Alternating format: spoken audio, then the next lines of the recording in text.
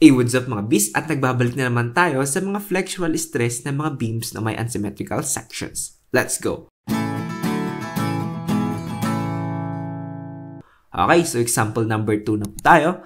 At ito po yung ating gagawin na problem. So ito yung ating cross-section, T siya na nabaliktad. Okay, so simulan natin. Okay, so yung sinusolve natin ngayon is maximum compressive and tensile stress.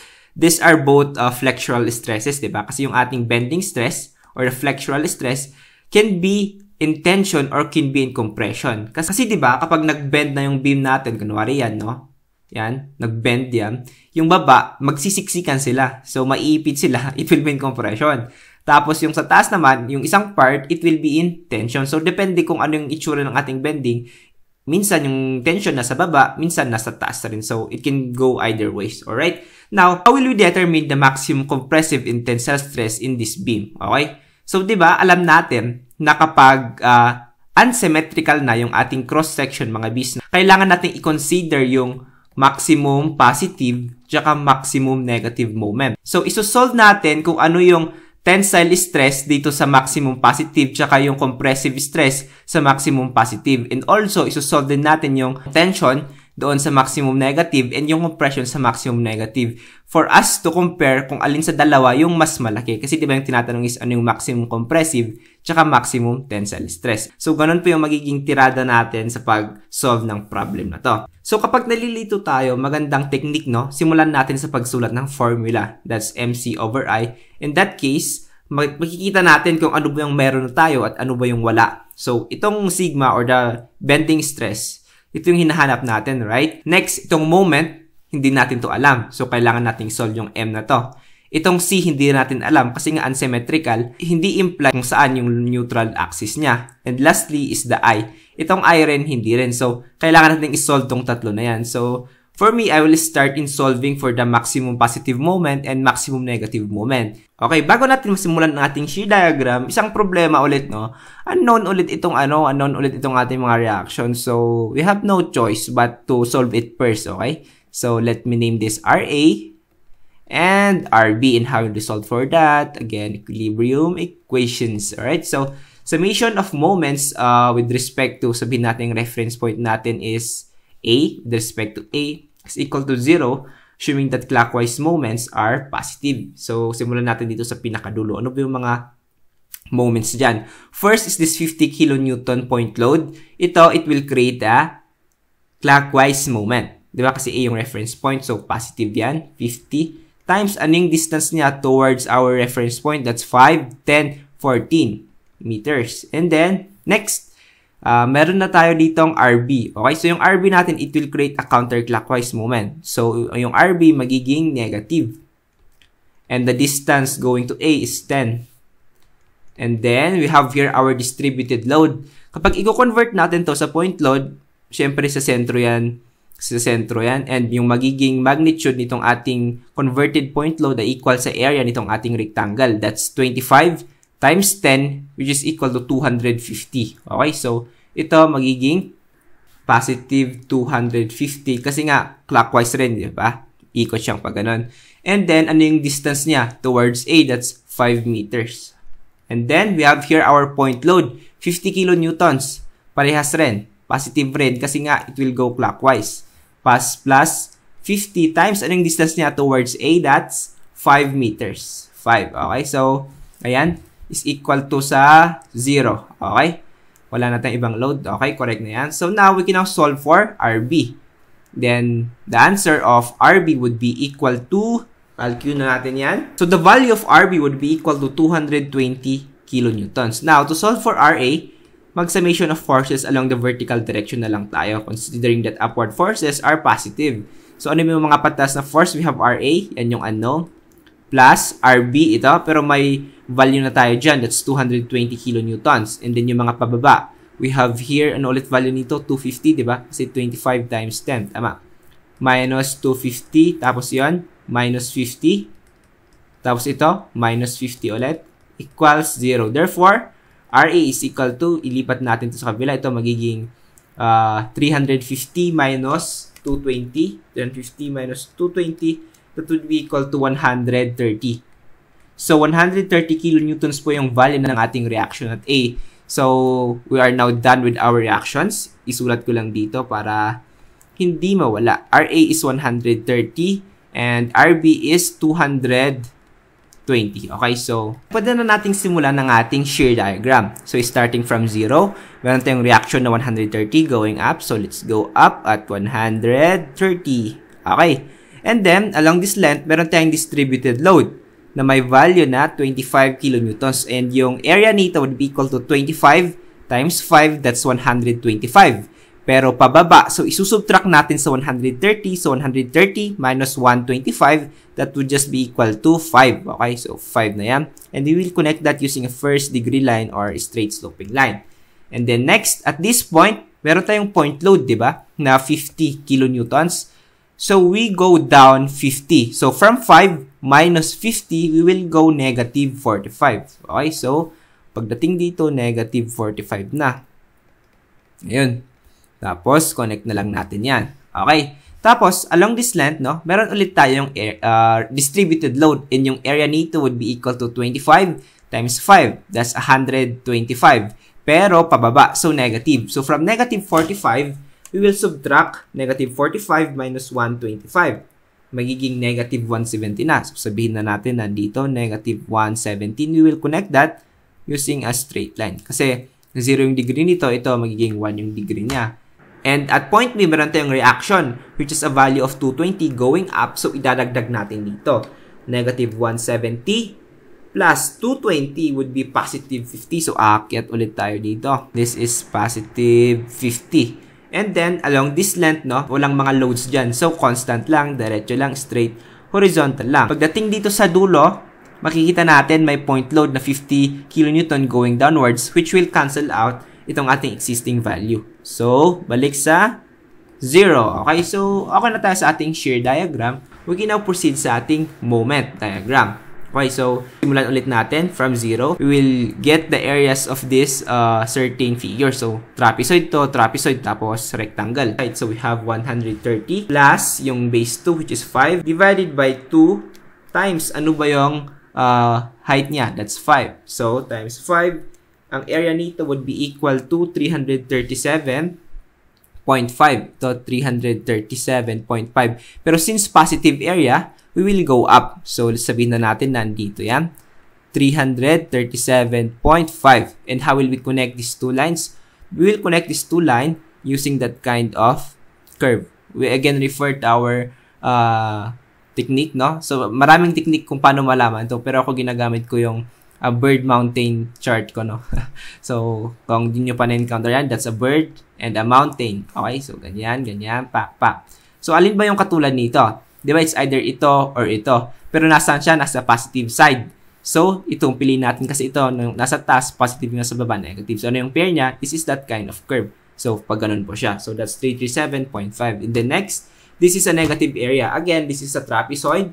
So, that's 45 plus 170 divided by 2 times yung height nito. Ito ay 5 meters rin times 5. That would be equal to 537.5. 537.5. So, from this existing value, isusubtract natin ito kasi nga negative area. So, 337.5 minus 537.5, we will be back down to negative 200. So, dito, sabihin na natin na dito, negative 200 po tayo dyan. I-connect natin yan ng ganong line. Bakit ulit ganon? Kasi yung ka-pair nito, kung titignan natin sa ating diagram, is in the negative 1. So, pag ganon siya. Okay?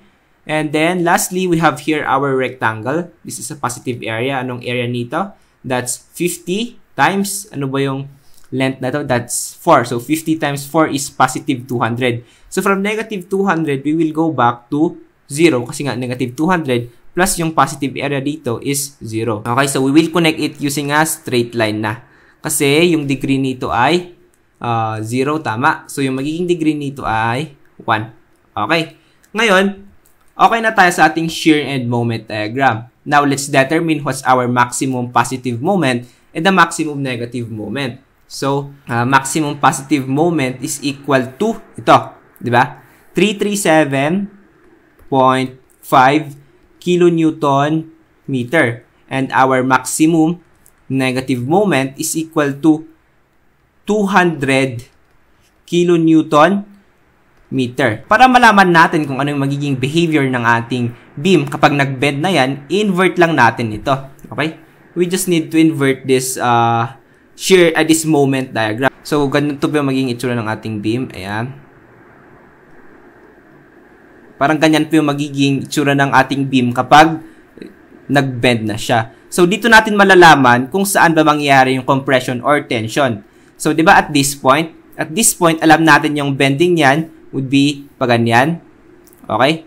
So, at 337.5, alam natin na paganon yung bending niya. At negative 200, alam natin na yung bending niya would look something like that. So, sa taas nito, magkakaroon ng compression. Sa baba, may tension. However, sa maximum negative moment, sa taas, may tension. Sa baba naman, may compression.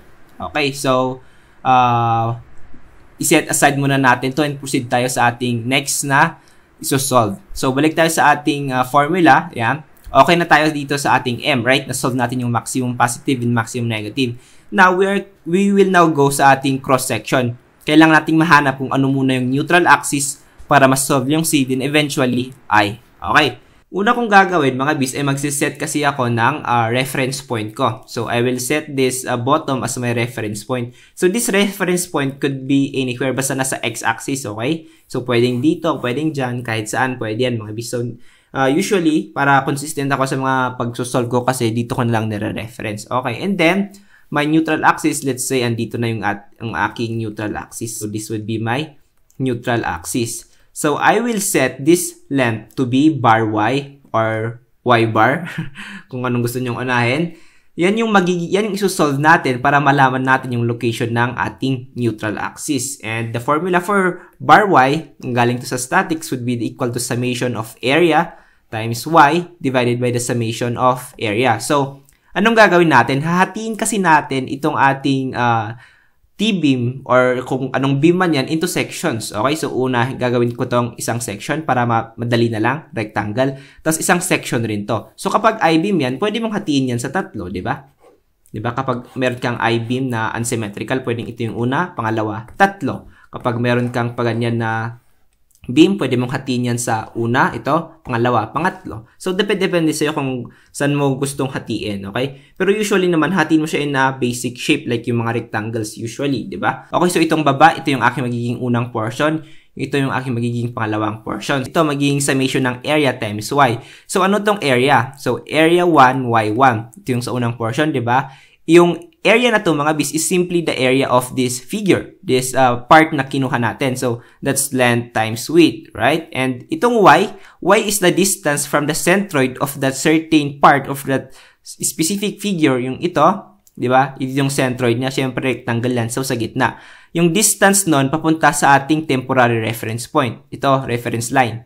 Okay? So, yung distance na to, perpendicular distance, yan yung y1, ayan. Okay? So, since we have another figure, i-add lang natin kasi nga summation, area 2 and y2. So, yung area nito times yung y. So, since andito yung centroid niya, ano yung distance nito papunta sa ating temporary reference point dito. Okay, that's that y2 that we are pertaining. Okay, now, over summation of area. So, area 1 plus area 2. Now, we can now solve for the value of our bar y. Substitute na lang natin yung mga values. Una, meron tayo ditong yung area 1, that's ito, 150. I believe these are all in millimeters, mm sila. This is 150 times 500, okay? Times 500. Tapos, ano yung y1 natin? y1 is the value of this centroid of this rectangle down until to our temporary reference point dito sa baba. So, ito, this would be equal to the half of 150, which is equal to 75, okay? So, 150 divided by 2 is 75. Ayan. Plus, next, punta naman tayo dito sa ating pangalawang part. Ito, pangalawang to. Ang area nito, area 2 would be equal to 150 times 450. Okay? So, 150 times 450. Ano yung magiging y natin? So, kung ito yung centroid niya, mga bis, no? If that's the centroid, then this length over here would be the half of 450, which is equal to 225, diba? So, 225 plus yung remaining na to, kasi nga distance from the centroid towards our temporary reference point kung saan yung bottom na to. Okay, so what? 225 plus 150 would be equal to 375. So, this would be times 375 divided by A1 plus A2, yun, summation of area. So, area 1 is simply 150 times 500, ito yan. Plus, area 2, yung ito, 150 times 450. So, to solve this, the value of our bar y would be equal to 217.11. Okay, so ni-round off ko na. This is in millimeters, of course. Therefore, itong y na to, no? Yan. Pwede na natin yung lagyan ng value. And yung value ng y natin na yan is, again, 217.11 mm. Okay, so, para makuha natin kung ano yung remaining distance dito, ito, yung remaining distance na yan, i-subtract natin yung buong length nito. Ano ba yung buong length nito, mga bis? This is equal to 450 plus 150 is 600. Okay? So, 600 minus 217.11, that would be equal to, yung natitira na ngayon dito, mga bis, ay 382.89. Okay? 0.89 mm. Okay, so now, alam na natin yung location nitong ating neutral axis. Therefore, dito, malalaman na natin itong value ng C. Diba? Kasi since yung neutral axis natin dito is andito, which has a length of, ano ulit yun? Pakita ko lang. That's 217.11. 217.11. Then, our C, this is our first C, and this is our second C. So, okay na tayo. Next, isolve naman natin yung I, or the centroidal moment of inertia. So, since unsymmetrical siya, kailangan na talaga natin gamitin yung parallel axis theorem or the transfer distance. And paano natin yung gagawin? Basically, yung gagawin lang natin mga bis, sa hatiin ulit natin siya by parts, no? So, dalawang parts, yung isang part na to, tsaka yung pangalawang part. So, yung centroidal moment inertia ng bottom part, and yung centroidal moment of inertia ng ating top part, yung ito, tsaka ito. Okay, so, first, kukunin natin yung moment of inertia formula ng shape na to. That's a rectangle, right? Base times height cube over 12. Base times height cube over 12.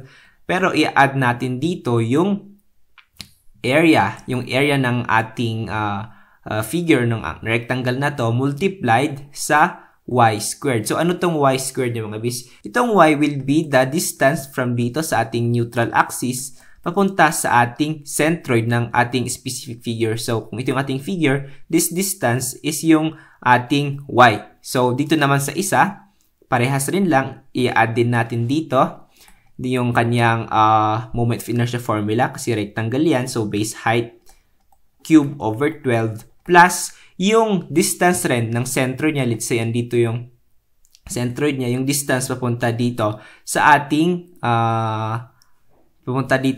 neutral axis. Okay, so that's gonna be ay squared. Okay, so simulan natin. Dito sa ating unang figure, ano ba yung base natin? That's 500. Ano ba yung height niya? Ito, that's 150. Pero naka-cube yan over 12. Plus, ano yung area nito? That's 500 times 150, right? 500 times 150 times, ano itong y? That's the distance from the centroid dito papunta sa ating neutral axis. So, balikan natin ito. So, yung centroid ng figure natin na rectangle na to is siyempre sa kalahati ng height na to. And yung height niya is 150. So, ibig sabihin, dito papunta dito, that would just be equal to 150 divided by 2. That's 75, right? Pero yung hinahanap nating distance is papunta hanggang dito sa neutral axis. So, kailangan din nating malaman kung ano yung height na ito. So, since yung buong height na ito ay 217.11, we will just subtract yung remaining na ito, which is equal to 217.11 minus yung ito, which is 150. That would be equal to 67.11. So, ito, 67.11. So, the distance from the centroid going to the neutral axis will be the sum of these two lengths. So, magiging 75 plus 67.11 would be equal to 142.11. So, ito times 142.11 squared. Okay? So, sunod natin. Plus, Dito na tayo sa ating pangalawang figure sa I ng ating top. Ano ba yung base niya? Base niya is just 150. Ano ba yung height niya? H, ito, that's 450. Pero naka-cube, okay? Divided by 12. Plus, ano ba yung area? A, that's 150 times 450. Times yung Y, which is equal to the distance from dito nga. Sa centroid niya, ito, papunta sa neutral axis. And alam natin na yung buong height nito ay equal sa 382.89. And itong centroid niya is malulocate sa half ng length na to. And since this is 450, yung length na to would be equal to 225.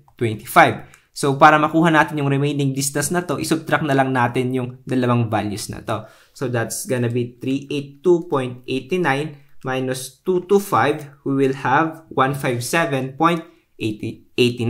So, yung natitirang distance na to, yeah, that's 157.89. Okay, so i-multiply natin dito yung 157.89 squared. So, i-calculate na lang natin yan mga bis. We will have already our centroidal moment of inertia.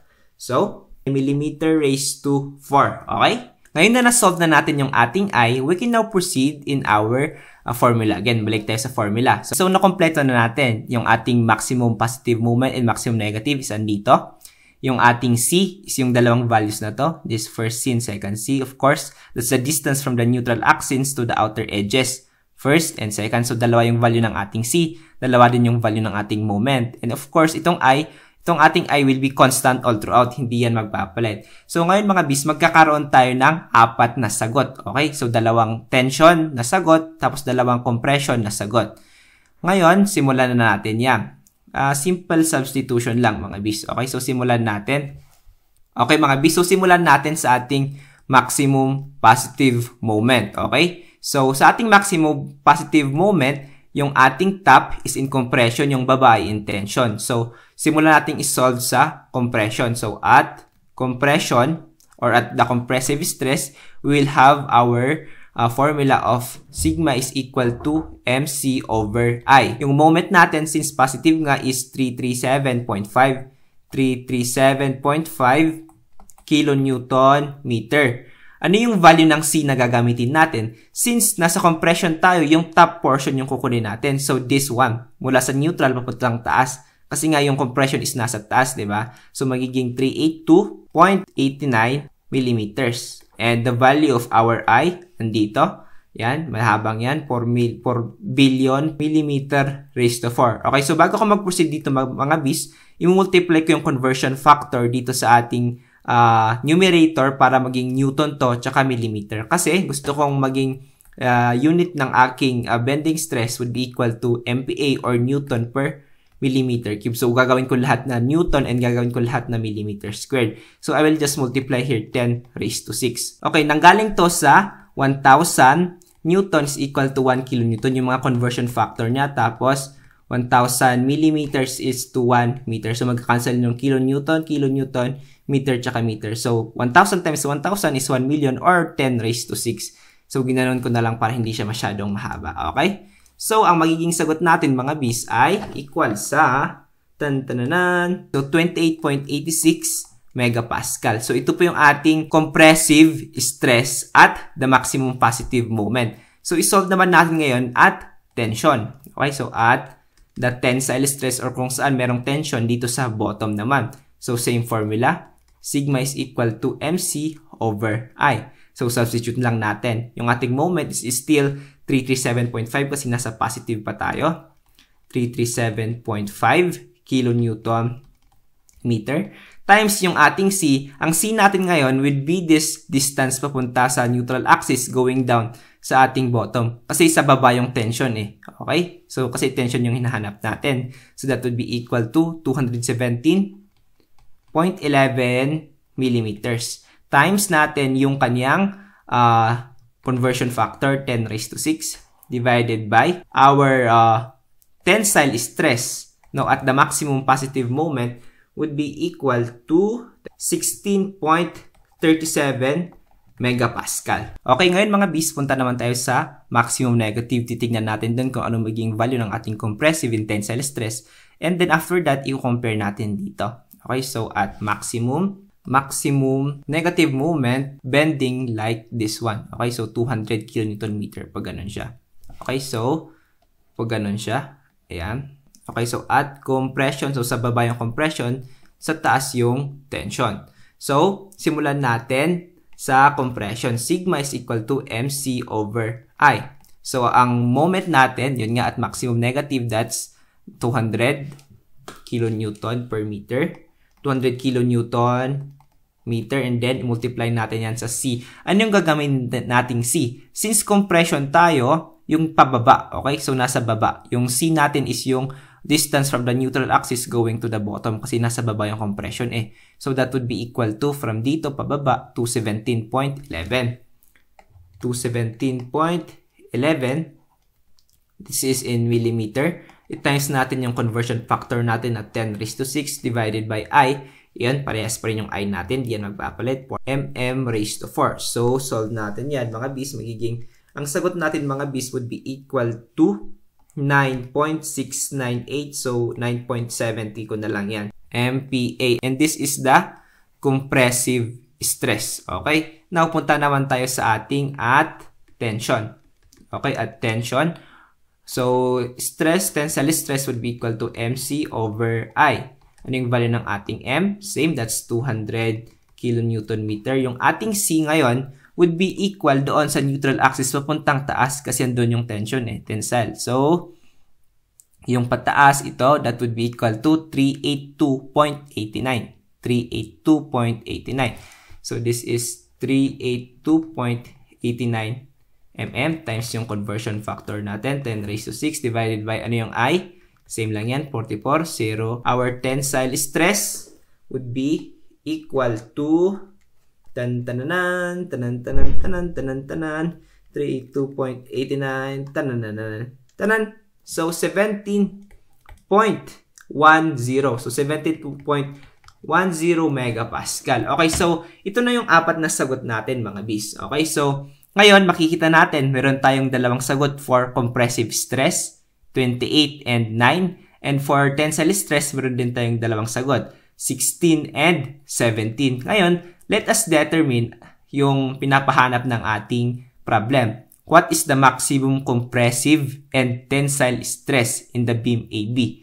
Okay, so ito mga bis, sa ating, kung ang ating maximum compressive stress is 28.86 kasi di ba pag i-compare mo yung dalawa, mas malaki yan. So this is our max compressive stress. And then, our maximum tensile stress dito naman, at tension, 16 over 17. Siyempre, mas mataas yung 17. So, this is our maximum tensile stress. Okay, mga bis. So, yeah, that's it.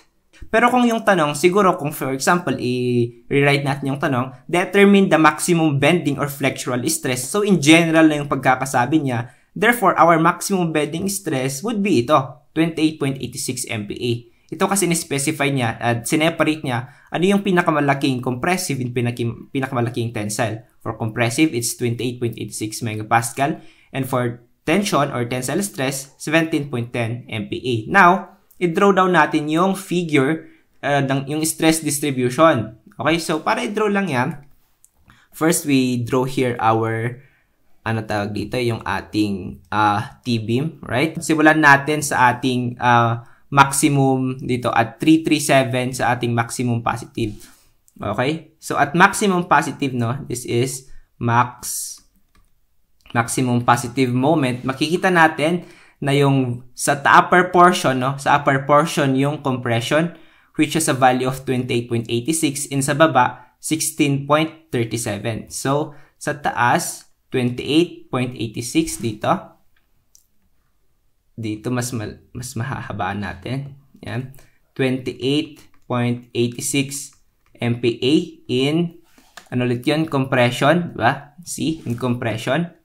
Tapos sa baba, sa bottom portion kasi may tension sa bottom portion, that's 16.37. Okay, so dito, yan. 16.37 megapascal, which is in tension. Okay, so we will just connect those two lines. Okay, so ito yung stress distribution sa maximum positive moment. Sa maximum negative naman, maximum negative moment, yung stress distribution natin, sa ating maximum negative moment, mga bis, makikita natin, sa taas is tension. So, ito yung ilalagay natin, 17.10 megapascal. So, sabihin na natin na andyan. Okay, so let's put that 17.10 megapascal. And then, ito, yan, ganyan yan. Tapos, yung sa bottom part is compression. So, sa baba nito is compression, which is a value of 9.70 MPa. So, lagay natin doon. Yan. Oops. 9.70 MPa. Then, connect na lang natin yung dalawang ito. Okay, so this is what our stress distribution dito sa ating maximum negative moment. Ito, in tension to, di ba? In tension yung 17, pero yung 9.70 in compression. Okay? So, yung ginagawa ko dito mga bis, I'm not sure if tama ako kindly comment down below kung alam niyo po yung absolute na tamang sagot kapag ginagawa to. Yung ginagawa ko kasi kapag tension, papunta siyang left. Kapag compression, papunta siyang right. So, tingnan nyo, itong tension, ginawa ko siyang papuntang left. Kapag compression, ginawa kong papuntang right. I'm not sure if tama siya, pero I think tama. So, ayun, if you disagree and you know the right answer, yeah, kindly comment down below para sa ating lahat. So, ayun, maraming salamat po. Please like, share, and subscribe. Muli, ako po yung bubuyog na nagpapalala sa inyong malakbay, mag-enjoy, maglaro, manaliksik, maging matinik. And wait pala, no? Ito pala po yung medyo maayos tingnan na sagot. Ayan. Okay, so yan po yung ating maayos na sagot sa ating shear in moment diagram. Feeling ko na mali siya dito. Kasi 337 yung kinuha nating sagot eh. You try man to recompute mga bis and comment down below. Feeling ko ito kasi yung kinuha kong sagot sa source ko. So, ayan. Feeling ko 337 yan. Okay? So, that's it mga bis. Please like, share, and subscribe. Muli ako po yung bubuyog na nagpapalala sa inyong maglakbay, mag-enjoy, maglaro, manaliksik, maging matinik. Jabi out.